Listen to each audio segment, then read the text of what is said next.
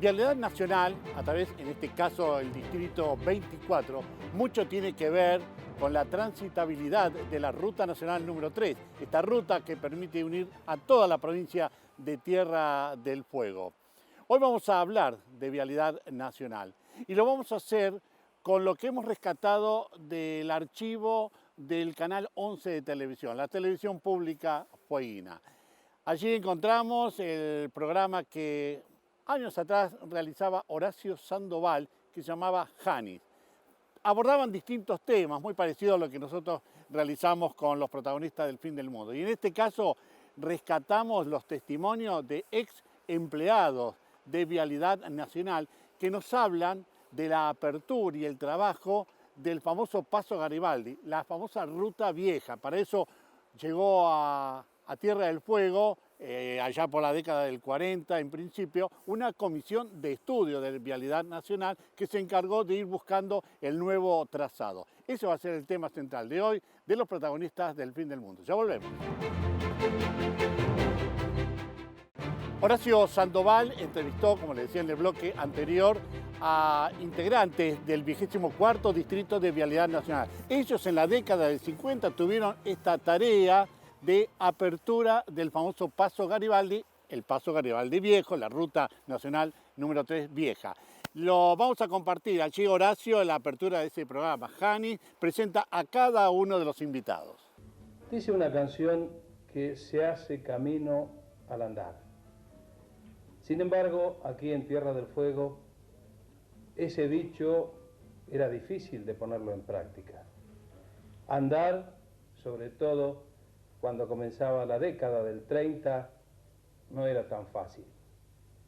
Y menos aún si se trataba de unir los dos pueblos importantes de la Tierra del Fuego, Río Grande y Ushuaia. Esta noche Janis quiere conversar con aquellos que tuvieron la oportunidad de comenzar a plantar un hito en esta hoy provincia de Tierra del Fuego. Los que esta noche me acompañan representan al 24º Distrito de Vialidad Nacional. Y quiero presentarles, por ejemplo, a mi derecha, en el extremo derecho, a Hugo Lumbreras, Carlos Campos, Venancio Ponce, el actual titular del 24º Distrito, es decir, es el ingeniero vial Marcelo Gutiérrez, Marta Scheffer, luego el agrimensor Néstor Buciarelli y finalmente José Antiñanco. Quiero decirles que Vialidad Nacional ha cumplido en esta Tierra del Fuego una importantísima labor.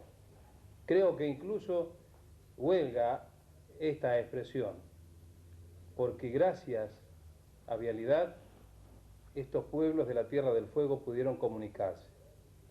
La tarea no fue fácil, tuvo muchos inconvenientes, muchas dificultades, porque incluso tenemos que destacar que por aquel entonces, y estoy hablando de 1930 aproximadamente, las condiciones meteorológicas en la Tierra del Fuego eran más severas. Hay muchos viejos pobladores que aún hoy nos señalan y nos dicen que las nevadas eran realmente intensas, muy copiosas, y que además el invierno era más prolongado. De todas maneras, esta situación no fue obstáculo para que finalmente se emprendiera la tarea. Una tarea que primeramente fue esbozándose a través de picadas y caminos muy precarios abriéndose en el bosque. Pero posteriormente se iniciaron los trabajos con máquinas modestas. Y para acompañar justamente esto tenemos fotografías. Allí vemos precisamente el vehículo que hizo el primer trayecto entre Ushuaia y Río Grande. Y el conductor de ese vehículo está esta noche con nosotros.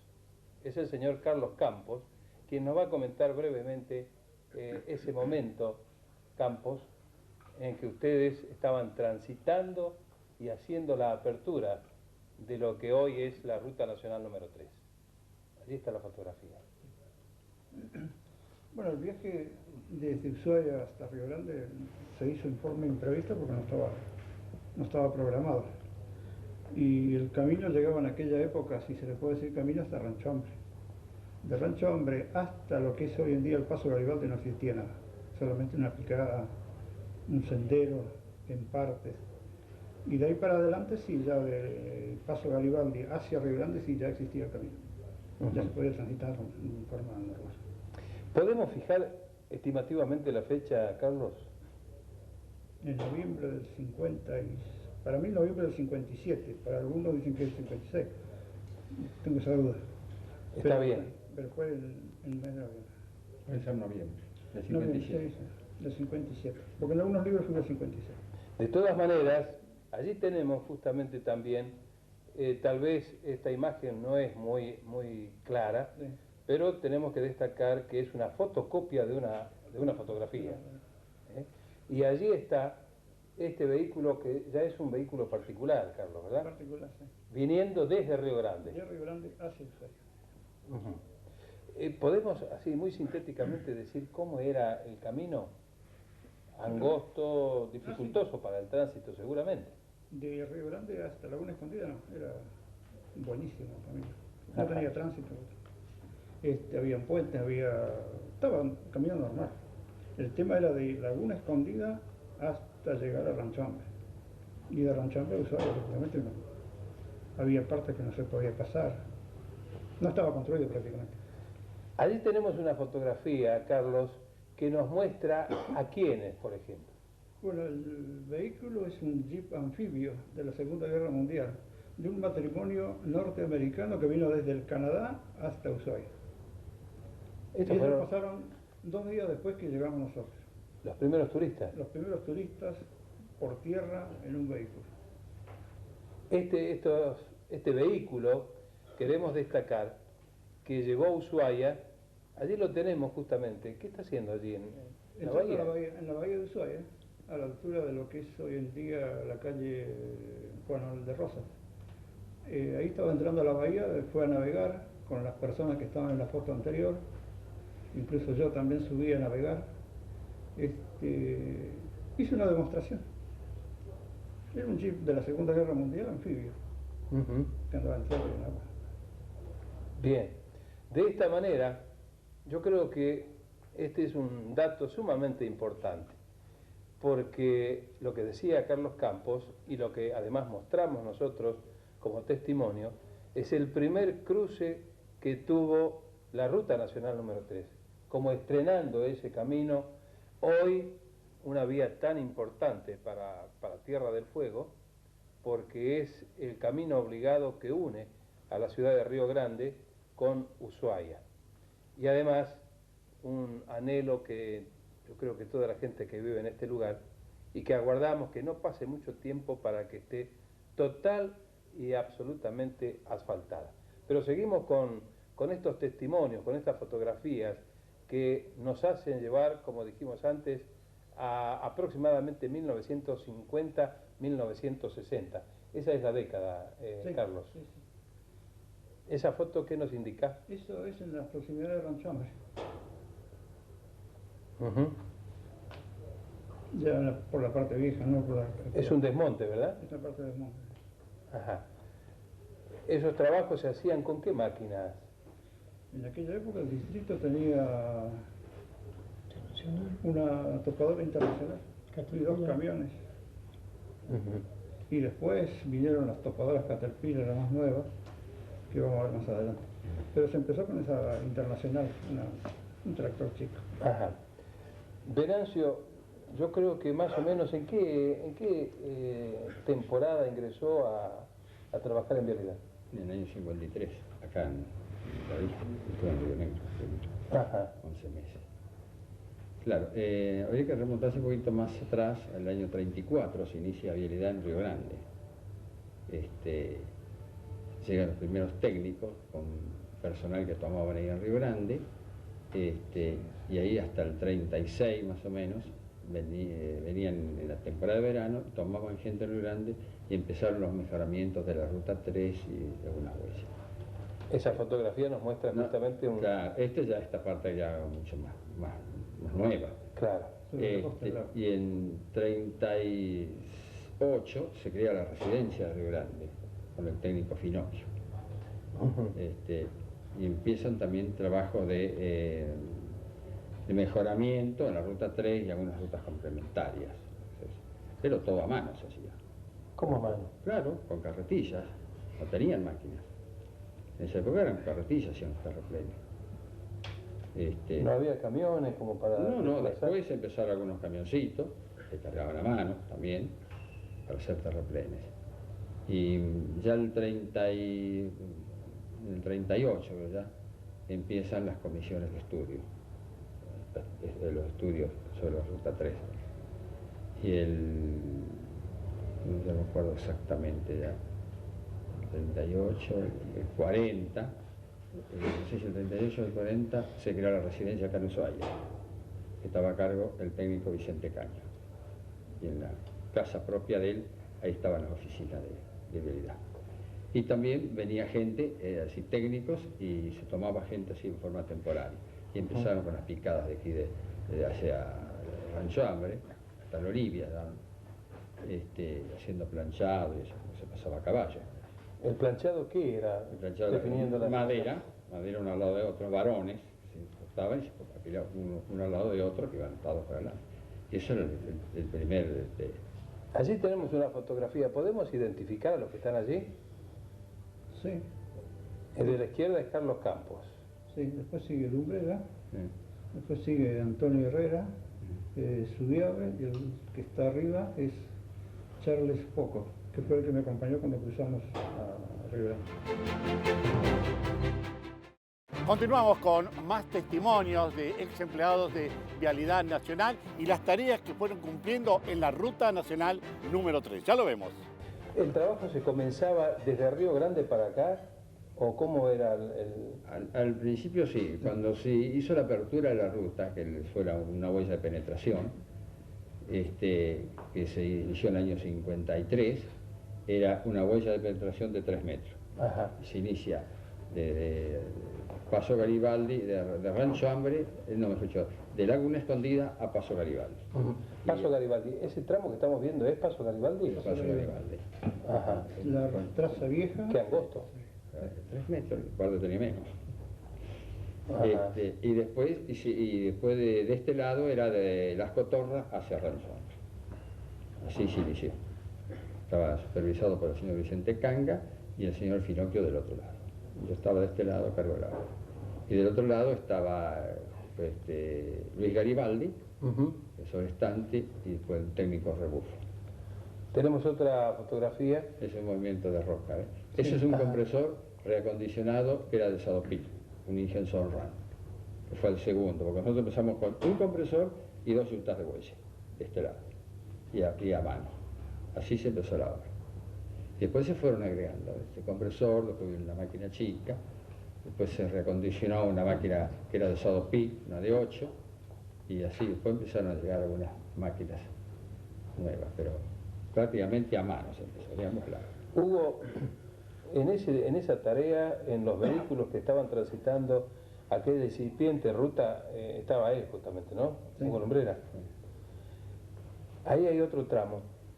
¿Qué es Ese es el esto? campamento Laguna Escondida. Lo que se ve ahí es la cocina de este lado y a continuación lo que venía a ser la oficina del sobrestante. Al fondo se ve el galpón que hacía de taller, donde está actualmente la hostería. Petrel. Y en este repaso, muy rápidamente que lo estamos haciendo, por cierto, tenemos que recordar algunos ejemplos, algunos hechos que nos tienen que dar una idea de qué manera se trabajaba en aquel entonces. Las máquinas que se utilizó no tenían cabina, Es decir, el hombre tenía que ir descubierto llevando a cabo sus tareas. Estas eran aquellas primeras máquinas, y estamos hablando del 50 y tantos, Carlos, ¿verdad?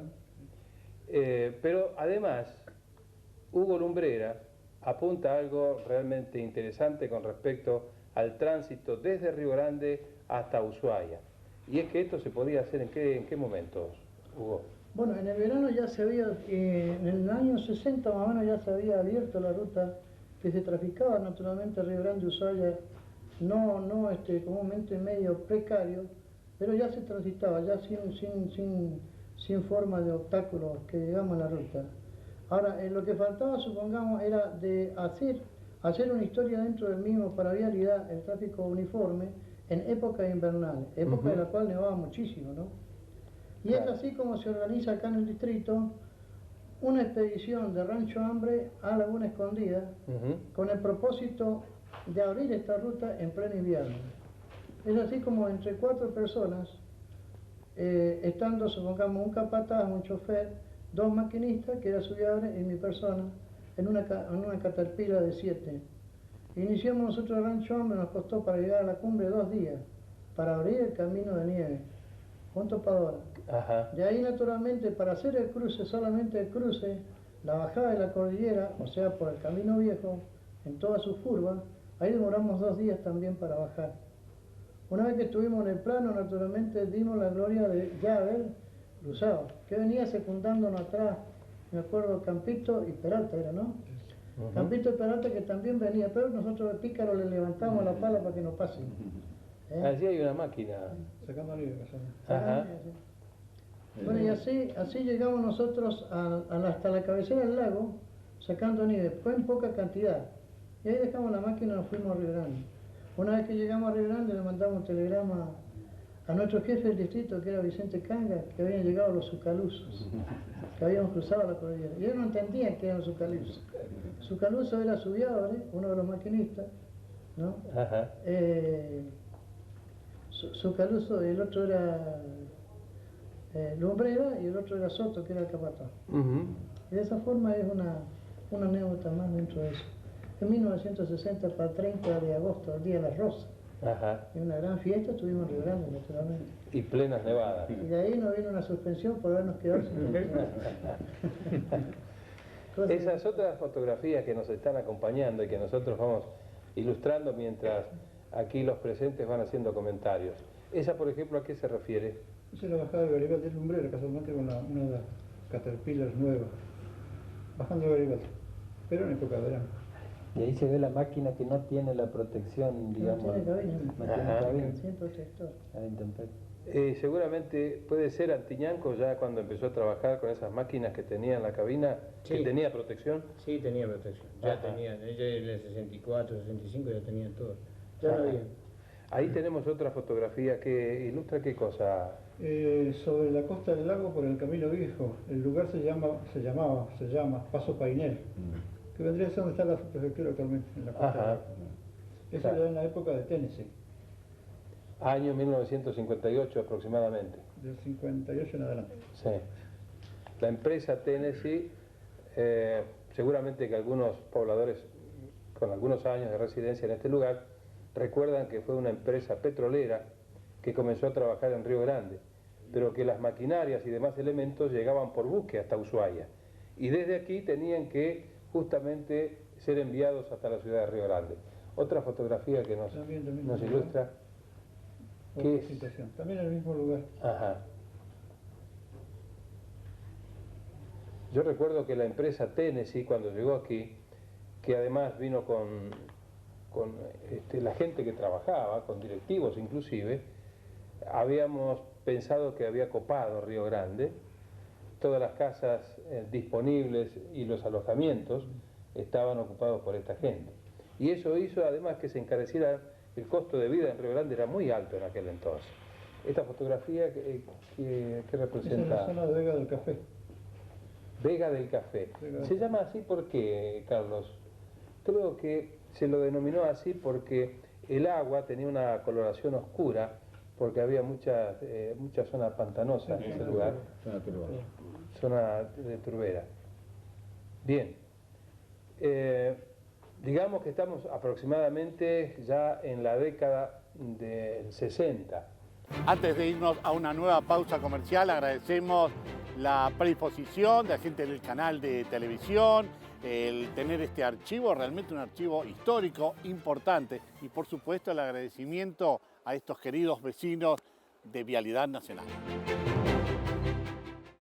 En el año 2006 se realizó un acto homenaje para aquellos pioneros de la ruta número 3. Allí se destacó una vez más, como lo hemos escuchado en bloques anteriores, al querido Campos, Campito para todos nosotros, y se le dio, bueno, su testimonio a través de plaquetas. Él habló a los presentes, nosotros tuvimos la posibilidad de entrevistarlo y recordar ese momento. Fue el primero en cruzar el paso Garibaldi en un automóvil particular. Pero también fue invitado especialmente Víctor Eisenberg. Él fue quien en la década del 40 y luego en la década del 50 llegó a Tierra del Fuego para ir viendo el trazado por donde debía pasar esta ruta en el paso Garibaldi. Sus testimonios. Al darse a conocer a toda la comunidad el nombre suyo como que marcó un momento histórico, como haber hecho este cruce, ¿qué recuerda de ese año 1956? Y nada, nomás. Para mí fue un cruce como cualquier otro, porque no, lo había hecho tantas veces ya caminando para conocer el paso que el día que lo hice no. ¿Qué tareas desarrollaba usted en Vialidad en esa época? Sí. Y me dice que antes de hacer el cruce, ese primer cruce, caminando, ¿desde qué lugar a qué lugar? De Ranchambre al Garibaldi, donde había un campamento en aquella época. ¿Y por qué hacía ese cruce? ¿Qué es lo que tenía que hacer? Tenía que llevar un mecánico a Laguna Escondida, supuestamente, ahí lo iban a llevar a Río Grande. Sí. Y ya que estábamos ahí, dijo, bueno, ya que estamos, sigamos. Y seguimos. Campos, pero ¿cuándo fue el momento? ¿Qué le dijeron? ¿Alguno de sus jefes le dijo, tenés que cruzar ahora? ¿Cómo fue eso? Sí, ¿Quién era? don Vicente. Llevar al mecánico, Charles, que me acompañó, Charles Pocock, había que llevarlo a Laguna Escondida. De ahí luego llevaba un camión que bajaba cada 15 días a Río Grande y se iba a encargar de traer la camioneta Buick, que era de don Vicente, y Julio Ganga, traerlos para acá. Cuando llegamos ahí, dice, ya que están acá, el encargado de la obra del lado vial, pero de Río Grande, dice, ya que están acá, sigan. Total, dice, cualquier cosa lo auxiliamos nosotros, porque bajaba un camión y el otro jeep que era igual al nuestro. Y seguimos, y llegamos a Río Grande. Sin ningún problema. Sin ningún problema. ¿Cómo era? Descríbame el camino, porque hoy la generación nueva es todo asfaltado, hasta no hace mucho camino de tierra, pero en buen estado. Camino había que llegar hasta Laguna Escondida, cruzar un vado porque no había puente, meterse a la laguna, donde está actualmente la Cerrero Bronzovich, hacer un rodeo, dar la vuelta, salir a la ruta y seguir. Pero la ruta era todo césped, no había tránsito, así que estaba toda asfaltada con pasto. Con pasto, un asfalto especial, Sí. un asfalto natural. Sí. ¿Y cuánto tardaron a hacer esa travesía? Hoy es sencillo, en minutos, pero... En aquella época llegamos a Río Grande a las 2 de la mañana, me acuerdo. ¿Y habían salido a qué hora? De Ushuaia a las 2, del campamento creo que salimos a las 4 y algo. O sea que de Ushuaia a las 2, o sea, 12 horas para llegar. Sí, para llegar, sí. Era lo normal. Incluso cuando ya se volvió el paso se demoraba 8 horas, 6 horas, 7 horas. Era lo normal para ellos. Ahora, bastante peligroso, porque estamos hablando del paso Garibaldi viejo, ¿no? Sí, pero estamos tan habituados a andar todos los días en ese tipo de camino que para mí nunca lo vi peligroso. Hasta el día de hoy no lo veo peligroso. Exacto, bueno. ¿Y quién más estaba con usted? ¿Usted fue solo? No, el mecánico. ¿Se acuerda quién era? Charles Pocock, el que figura en la placa.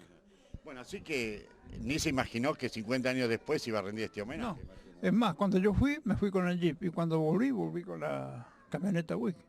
Yo volví con la Wick. Charles trajo el Jeep, porque no quería... dice, tengo miedo que se rompa, porque esa camioneta tenía llantas de rayos de madera. Dice, no sé, cosa que se rompa, dice, llévala vos mejor. Bueno, yo la llevo, no hay problema. Y llegué hasta acá, cruzamos perfectamente, sin inconveniente. Más inconveniente tuvo el Jeep que la camioneta. ¿Ah, sí? Sí. Era más bajo, la camioneta era más alta. Y tocaba. Claro, tocaba. Bueno, usted es consciente que ha sido pionero, sin saberlo en ese momento, no, pero... No, ahora. Tuve que esperar 50 años para darme cuenta. La la realización de una ruta deben haber trabajos previos, debe haber lo que se llama un trazado. Y es así que en el marco de este 50 aniversario del cruce por primera vez en un auto particular por el Paso Garibaldi, fue invitado el señor Víctor Eisenberg, con quien nosotros años atrás hemos dialogado.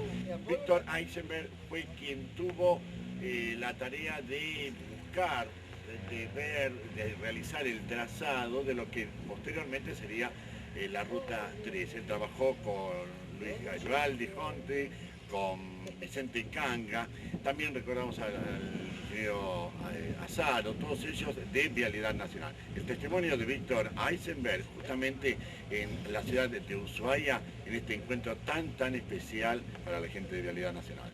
Eisenberg nuevamente en Ushuaia. Recordemos que usted llegó meses atrás, ¿después de cuántos años de haber trabajado en la zona para el trazado del Paso Garibaldi? Después de 64 años. 64 años. Y vuelve hoy para estar presente en estos 50 años del primer cruce vehicular por el Paso. Bueno, ¿y cuáles son sintéticamente las vivencias que usted tiene, como nos dijo en un programa anterior, de todo ese trabajo que realizó? La verdad es revivir el trabajo en sí, en parte casi incomprensible para la gente joven de hoy, y para que sepan que alguna vez se hizo sacrificio para poder lograr el paso como corresponde para unir las dos ciudades más importantes de la provincia de Tierra del Fuego. Justamente usted decía, sacrificio decimos porque hoy uno puede desplazarse, está pavimentado, cuidado el lugar, pero ustedes trabajaron con la adversidad del tiempo, durmiendo precariamente, porque ¿no? teníamos muy poquitos elementos para poder realizar inclusive estudios más profundos, porque era imposible tenerlos. Cualquier comunicación o cualquier elemento que nos hiciera falta, había que traerlo desde 70 kilómetros más o menos y a caballo desde Ushuaia. En los alrededores no había absolutamente nada. Nuestra iluminación en los trabajos que se prolongaban hasta la noche era un farolito a querosén, de esos que se ponen cuando obras sanitarias, alguien abre una zanja o un pozo, lo ponen para el peligro para los automovilistas. Con eso es suficiente para que nosotros preparáramos toda la documentación necesaria para que luego se construya el camino, que yo no alcancé a ver más. Claro, lo vio después de 60 años. años. La vi después de 60 años. Y Víctor, justamente usted se basa también mucho en dos personas de Tierra del Fuego, Luis Garibaldi, a quien trató, y a Vicente Canga. Sí, señora. El señor Luis Garibaldi, en el cual hasta estuve en la casa de él, conocí a la señora, la madre de Garibaldi en aquella época, y Canga, que quedó junto conmigo el último tramo de nuestra labor para lograr el paso Garibaldi. Quedamos encerrados, tuvimos muchas cosas, muchas dificultades que lo debimos realizar juntos. Previo a ya usted hacer el trazado de lo que hoy es el Paso Garibaldi o el Camino Viejo del Garibaldi, tuvo que recorrer la zona. Esa es la zona que hacía caminando o a caballo. Exactamente, hicimos a caballo, era la comunicación dentro del estudio, dentro del tramo y hasta el pie de la cordillera que nosotros cruzamos. Porque ni a caballo se podía subir hasta ahí, y inclusive los mismos caballos tenían dificultad para subir una pequeña senda que habíamos hecho abierto para poder subir. Tan es así que en muchas oportunidades teníamos que atarnos con una soga para poder utilizar un elemento topográfico para que no se destruyera y que nosotros no nos cayéramos, porque si no íbamos rodando directamente al lago Escondido. Digamos que usted viene, si bien había ido trabajando en el interior, pero en la gran ciudad, a un lugar totalmente distinto y tan alejado, ¿no? ¿Cuál fue la sensación cuando llega y dijo, estoy acá en el fin del mundo realmente? Porque justamente estábamos completamente, las sierras que nos rodeaban y el agua del lago Escondido era nuestro alimento moral, digamos, y suplía todas las necesidades nuestras, pero todos los días lo mismo y todos los días lo mismo, y sin dedicarnos nada más que a trabajo. Estábamos totalmente aislados. Ushuaia nos resultaba muy lejos porque lo hicimos a caballo para poder venir acá. Y además el trabajo no nos permitía perder un minuto, porque las condiciones climáticas en ese lugar eran tan precarias, de manera que teníamos que apurar para poder rápidamente lograr el estudio. Y es consciente de que ese primer trabajo, ese trazado junto con Canga, con Garibaldi, aprobado por el ingeniero Azaro, a lo largo del tiempo se constituyó en un hecho histórico, ¿no? Porque permitió unir toda la provincia. Justamente, yo he vivido siempre pensando en los compañeros de trabajo mío, y recorriendo cuántas dificultades teníamos, cómo lo resolvíamos, y pensé que nunca más voy a lograr conocer el lugar. Desgraciadamente los años se suman, y de todos mis trabajos durante muchos años en caminos, en estudios, en construcción, el lugar que más quise conocer era justamente el dique de Ushuaia. Ya ha faltado. Bueno, Víctor, nuevamente le agradecemos su testimonio, la memoria prodigiosa que tiene, porque recuerda cada uno de los detalles. Sí, detalles y los compañeros míos, porque estas son cosas que se graban en uno. Y a mí los mantengo todos perfectamente bien como hoy. Cierro los ojos y tengo mis compañeros conmigo.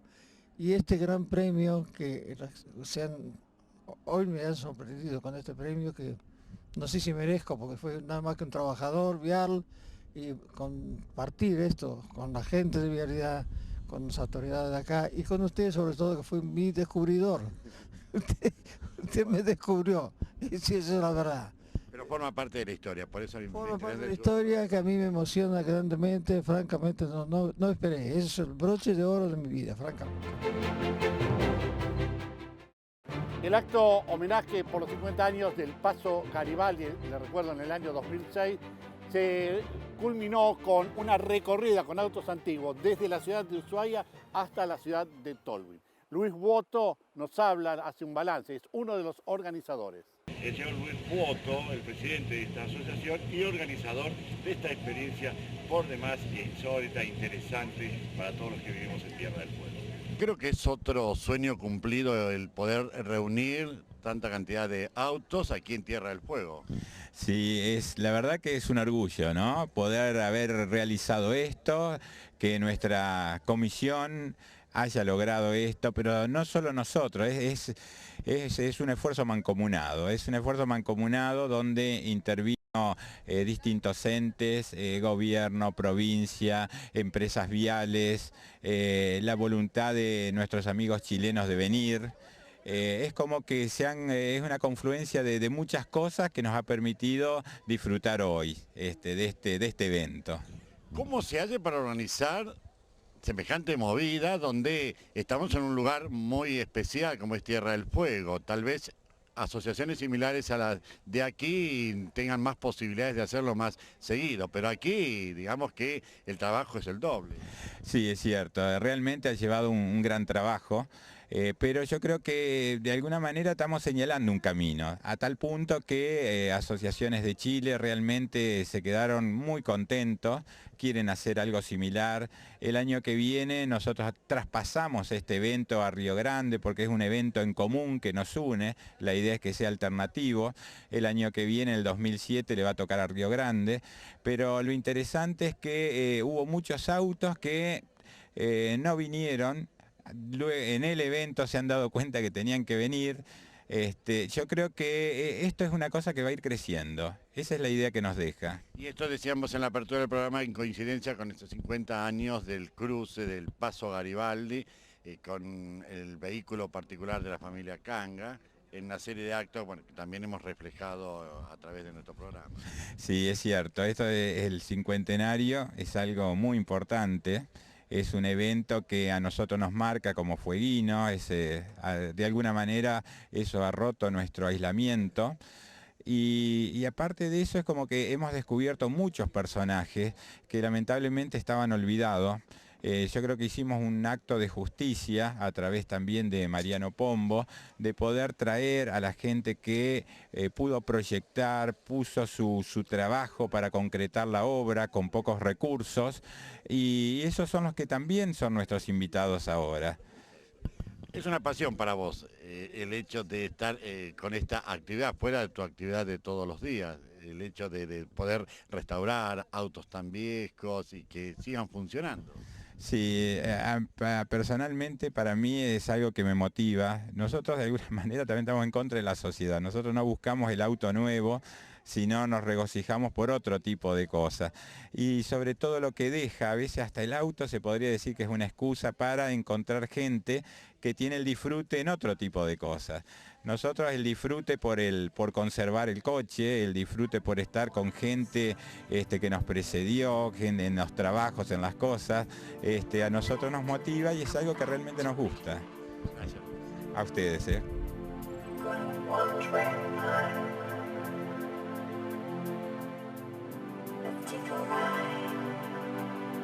Come back to me.